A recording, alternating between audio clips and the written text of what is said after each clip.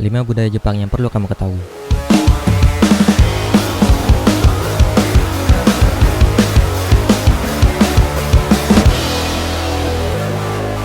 Kalau ngomongin soal Jepang, pasti nggak akan lepas dari yang namanya budaya. Apalagi kalau di anime, kan sering banget tuh disisipin beberapa budaya Jepang yang bikin kita, orang luar Jepang itu, jadi otomatis tahu gitu budayanya kayak gimana. Nah, kali ini aku mau bahas 5 budaya Jepang yang paling mendunia dan perlu kamu ketahui.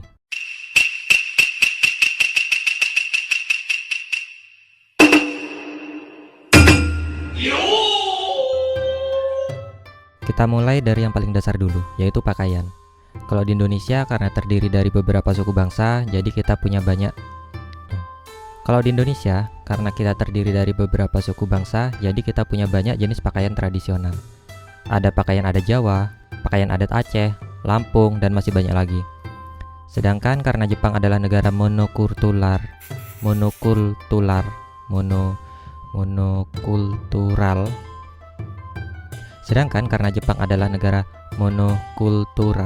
alias ras tunggal, maka pakaian tradisional Jepang pun tidak seberagam di Indonesia. Pakaian tradisional Jepang yang paling kita ketahui dan yang paling sering bikin orang salah penyebutan yaitu kimono dan yukata. Coba tebak, dari dua gambar ini, mana yang kimono, mana yang yukata? Buat kamu yang jawabnya gambar A adalah yukata, selamat, karena kamu wajib nonton video ini sampai habis biar gak salah paham. Jadi gambar A tadi adalah kimono, sedangkan gambar B adalah yukata. Kalau dilihat sekilas, perbedaannya itu emang gak kelihatan. Tapi, coba kita lihat motifnya. Yukata ini motifnya lebih rame, sedangkan kimono lebih soft gitu, dan lebih elegan. Perbedaan mendasar lainnya yaitu dari kain pembuatan yukata dan kimono. Kalau yukata dibuat dari kain katun, sedangkan kalau kimono dibuat dari kain sutra. Dari sini sudah bisa ditebakkan ya, mahal mana antara yukata atau kimono. Jadi lebih mahal kimono. Yukata dan kimono ini fungsinya juga beda banget. Kimono digunakan untuk situasi formal seperti pernikahan, upacara penting, acara kelulusan, dan lain-lain. Sedangkan yukata lebih sering digunakan di luar ruangan seperti festival kembang api dan bon odori. Singkatnya, yukata adalah kimono versi non-formal dan versi yang lebih mudah digunakan. Selain kimono dan yukata, ada lagi pakaian tradisional Jepang yaitu jinbei, yaitu pakaian santai orang Jepang, dan hakama, pakaian yang biasanya dipakai kenshin. Yang kedua ada geisha dan oiran.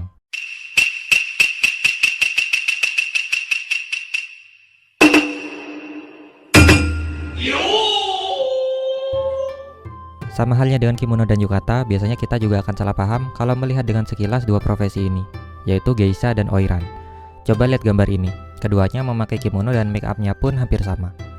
Tapi sebenarnya dua profesi ini beda banget. Kita bahas geisha dulu. Hal mendasar yang perlu diketahui yaitu geisha bukanlah PSK. Bahkan geisha pertama di Jepang adalah seorang pria. Geisha ini dikenal sebagai wanita penghibur tapi menghibur dalam artian positif. Mereka yang ingin menjadi geisha harus menjalani camp pelatihan sejak dini. Mereka harus berusaha keras mengasah bakat seni mereka seperti menari dan memainkan alat musik. Ingat Kimetsu no Yaiba? Alat musik yang biasa dimainkan geisha adalah samiseng. Nah, Zenitsu.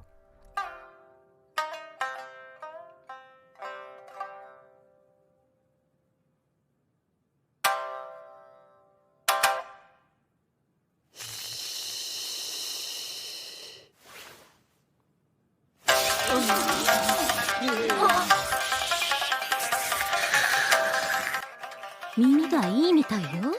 一回聞いたら三味線でも琴でも弾けるらしいわ。でもブサイクよね。よく入れたわね、お店に。そうなんだ。便所掃除でも何でもいいんでもらってくださいよ。いっそタダでもいいんで、こんなのは。見返してやるあの男。あたい絶対吉原一の。Pada zaman dulu, geisha dipekerjakan untuk menjamu pelanggan pria, tetapi mereka dilarang keras untuk melayani tamunya di ranjang. Bahkan, pada abad ke-19, para geisha memiliki semboyan, "Kami menjual seni, bukan tubuh. Kami tak pernah menjual diri, tubuh kami untuk uang." Beda dengan oiran. Oiran inilah yang dulunya adalah seorang PSK pada zaman Edo. Tapi jangan salah, oiran merupakan sebutan untuk PSK yang memiliki derajat paling tinggi. Hal itu dibuktikan ketika seorang pelanggan ingin menyewa atau memanggil oiran, dia harus menggunakan perantara rumah teh terlebih dahulu. Selain itu, mereka juga harus mengeluarkan banyak uang sehingga bisa diakui kalau mereka berhak untuk memanggil Oiran. Singkatnya, Oiranlah yang memilih pelanggan, bukan pelanggan yang memilih dia. Ketika Oiran dipanggil, maka ia harus berjalan dengan arak-arakannya, yang terdiri dari Kamuro dan Shinzo Sasageo. Dan untuk menjadi Oiran pun cukup susah. Mereka harus diseleksi terlebih dahulu, harus memahami budaya Jepang dengan baik, dan tentunya harus menyisihkan banyak waktu dan uang. Oiran pada zaman sekarang ini masih ada, tetapi tidak melayani pria hidung belang. Sekarang, mereka hanya dinilai secara keindahannya saja.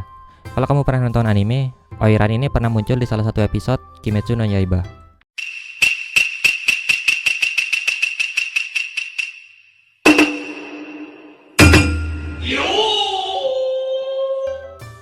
Budaya membungkukkan badan. Kalau di negara barat dan bahkan di Indonesia juga, biasanya seseorang akan bersalaman ketika bertemu dengan orang yang baru dikenal. Kalau di Jepang, mereka akan membungkukkan badan ketika bertemu atau berkenalan dengan orang baru. Budaya ini disebut dengan ojigi. Kalau kamu belajar sama aku, di bagian perkenalan nih selalu ada nih ojigi. Douzo yoroshiku. Sato Keiko desu. Douzo yoroshiku.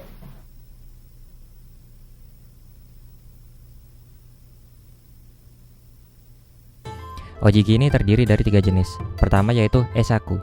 Jenis ojigi ini dilakukan dengan membungkuk 15 derajat dan tatapan mata diarahkan 3 meter ke depan. Esaku digunakan untuk memberikan salam kepada orang lain saat berpapasan di jalan atau saat menyambut tamu. Yang kedua yaitu keirei. Ojigi ini paling banyak digunakan di dunia bisnis, seperti untuk menyapa pelanggan, menyapa atasan, serta untuk berterima kasih kepada seseorang. Caranya yaitu dengan membungkuk 30 derajat dan tatapan mata sedikit ke bawah di depan kaki. Ojigi ketiga yaitu saikeirei. Dilakukan dengan membungkukkan badan 45 derajat dan merupakan bentuk ojigi yang paling dalam dan sopan. Ojigi jenis ini digunakan untuk memasuki jinja, meminta maaf, berterima kasih secara mendalam, dan meminta bantuan kepada orang lain. Selain ketiga ojigi tadi, ada satu lagi jenis membungkuk yang ada di Jepang, yaitu membungkukkan badan hingga kepala menyentuh lantai. Ojigi ini disebut zarei. Biasanya digunakan dalam upacara keagamaan atau juga digunakan untuk meminta maaf karena telah melakukan sesuatu yang sangat amat buruk. 4. Festival Kembang Api.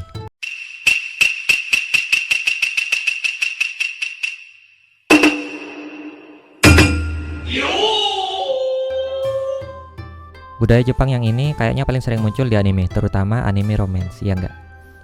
Seperti pada anime Tenki no Ko.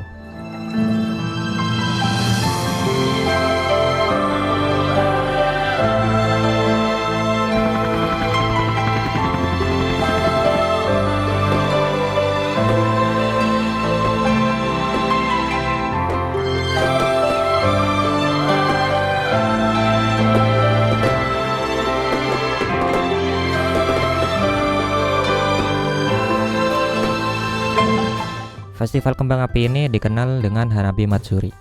Acara ini dilakukan pada musim panas sekitar bulan Juli hingga Agustus. Biasanya tiap daerah di Jepang akan mengadakan Hanabi Matsurinya sendiri. Hanabi Matsuri yang paling terkenal adalah Adachi no Hanabi dan Yokohama Sparkling Twilight. Wanita Jepang umumnya memakai yukata saat Hanabi Matsuri. Bahkan tak jarang para pria pun memakai yukata untuk melihat acara tahunan tersebut. Selain menyuguhkan kembang api yang warna-warni dan cantik, Hanabi Matsuri juga menjadi tempat wisata kuliner. Konon Hanabi Matsuri pertama kali dilakukan pada tahun 1733 sebagai media untuk menghibur arwah 1 juta orang yang meninggal akibat kemiskinan di tahun sebelumnya.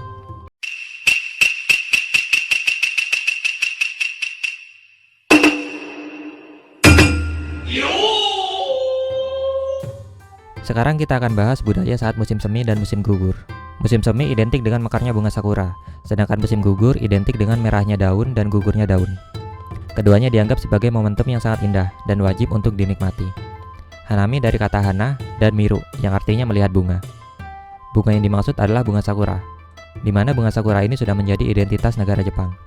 Biasanya, orang-orang akan berpiknik di bawah pohon sakura yang mekar bersama keluarga atau teman sambil menikmati bento atau dango. Tradisi ini sudah ada sejak zaman Edo, karena pada zaman dulu masyarakat percaya jika pohon sakura adalah tempat tinggal para dewa, sehingga mereka pun memperlakukan pohon sakura dengan spesial, seperti memberikan hasil panen di bawah pohon sakura. Tempat Hanami di Osaka yang paling bagus adalah di Temabashi, wilayah kita. Setelah membahas musim semi, waktunya kita berganti ke musim gugur. Jika melihat mekarnya bunga disebut hanami, maka melihat perubahan warna daun memerah disebut momijigari. Perubahan warna daun tergantung pada suhu di setiap daerah di Jepang, sehingga waktu untuk momijigari di setiap daerah pun tidak akan sama. Spot terbaik untuk momijigari adalah di pegunungan, di kuil Nikko Tosogu di Nikko, dan Taman Rokugieng di Tokyo. Momijigari dari kata momiji yang artinya warna musim gugur dan gari yang artinya berburu. Konon, kegiatan ini sudah ada sejak zaman Edo, ketika seorang bangsawan pergi memungut daun momiji saat musim gugur dan masyarakat mulai menyamakannya dengan kegiatan berburu hewan.